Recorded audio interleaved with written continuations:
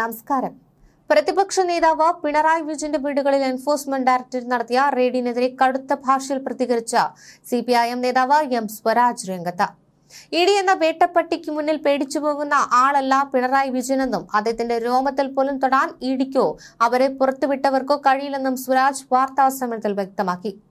കള്ളപ്പണം ബാങ്ക് അക്കൗണ്ടിലൂടെ കൈമാറിയ ചരിത്രം എവിടെയെങ്കിലും ഉണ്ടോ എന്ന് ചോദിച്ച സ്വരാജ് എക്സാലോജിക് കമ്പനി GSTയും IGSTയും ഉൾപ്പെടെ എല്ലാ നികുതികളും കൃത്യമായി അടച്ചതിന്റെ രേഖകൾ പുറത്തു വന്നിട്ടുള്ളതാണെന്നും ഓർമ്മിപ്പിച്ചു.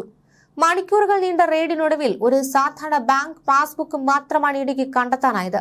ഒടുവിൽ ഒരു പുല്ലും കണ്ടെത്തിയില്ല എന്ന് എഴുതി ഒപ്പിട്ട് നൽകേണ്ട നാണക്കേടാണ് കേന്ദ്ര ഏജൻസിക്ക് ഉണ്ടായതെന്നും അദ്ദേഹം പരിഹസിച്ചു. CMRൽ നിന്ന് നേരിട്ട് പണം വാങ്ങിയ നേതാക്കൾ UDF മുൻ മന്ത്രിസഭയിൽ ഉണ്ടായിരുന്നിട്ടും അവർക്കെതിരെ എന്തുകൊണ്ട് അന്വേഷണം നടക്കുന്നില്ലെന്ന് സ്വരാജ് ചോദിച്ചു. ED CBI എന്ന് കേൾക്കുമ്പോൾ നരേന്ദ്രമോദിയുടെ മുന്നിൽ വാലു ചുരുട്ടി മുട്ടിലിഴയുന്ന കോൺഗ്രസ് നേതാക്കളെ പോലെയല്ല ഇടതുപക്ഷമെന്നും അവസാന ശ്വാസം വരെ പൊരുതുമെന്നുമാണ് തങ്ങളുടെ പാരമ്പര്യമെന്നും അദ്ദേഹം കൂട്ടിച്ചേർത്തു. തിരുവനന്തപുരത്ത് ED വാഹനത്തിനു നേരെ ഉണ്ടായ ചെറിയ പ്രതിഷേധം നിയന്ത്രിക്കാനാകാത്ത ജനവികാരമാണെന്നും എന്നാൽ അതിനെ പാർട്ടി സ്വാഗതം ചെയ്യുന്നില്ല എന്നും സ്വരാജ് വ്യക്തമാക്കി. ഇതിനിടെ പ്രതിപക്ഷ നേതാവ് പിണറായി വിജയന്റെ വീടുകളിലും മറ്റു സ്ഥലങ്ങളിലും എൻഫോഴ്സ്മെന്റ് ഡയറക്ടറേറ്റ് നടത്തിയ റെയ്ഡിൽ പ്രതിഷേധിച്ചുകൊണ്ട് എറണാകുളത്ത് മാർച്ച് നടത്തിയ CPIM നേതാക്കൾക്കെതിരെ പോലീസ് കേസെടുത്തു. CPM എറണാകുളം ജില്ലാ കമ്മിറ്റിയുടെ നേതൃത്വത്തിൽ നടന്ന പ്രതിഷേധ മാർച്ചിനെതിരെ എറണാകുളം സെൻട്രൽ പോലീസാണ് കേസ് രജിസ്റ്റർ ചെയ്തത്.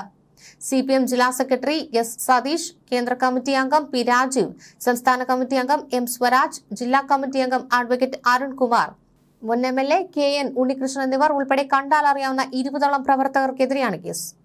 കഴിഞ്ഞ ദിവസം രാവിലെ 11 മണിയോടെയാണ് പ്രതിഷേധ മാർച്ച് നടത്തിയത്. CPM എറണാകുളം ലോക്കൽ കമ്മിറ്റി ഓഫീസിൽ നിന്ന് ആരംഭിച്ച park avenue road, Shanmugham road വഴി മേനക ജംഗ്ഷനിലാണ് പ്രതിഷേധ മാർച്ച് നടത്തിയത്. മാർച്ചിൽ പങ്കെടുത്തവർ നിയമവിരുദ്ധമായി സംഘം ചേരുകയും മുദ്രാവാക്യം വിളിക്കുകയും ചെയ്തതായും വലിയ രീതിയിലുള്ള ഗതാഗതം തടസ്സം സൃഷ്ടിച്ചതായും FIRൽ കുറ്റപ്പെടുത്തുന്നു. ഭാരതീയ നാഗരിക് സുരക്ഷാ സംഹിത സെക്ഷൻ 173 പ്രകാരം രജിസ്റ്റർ ചെയ്ത കേസിൽ BNS 189, 191, 190, 285 വകുപ്പുകളും 2011 Kerala public voice act section 6 ചുമത്തിയിട്ടുണ്ട്. Ernakulam central police sub inspector Ramlal AR ആണ് കേസിൽ പരാതിക്കാരൻ.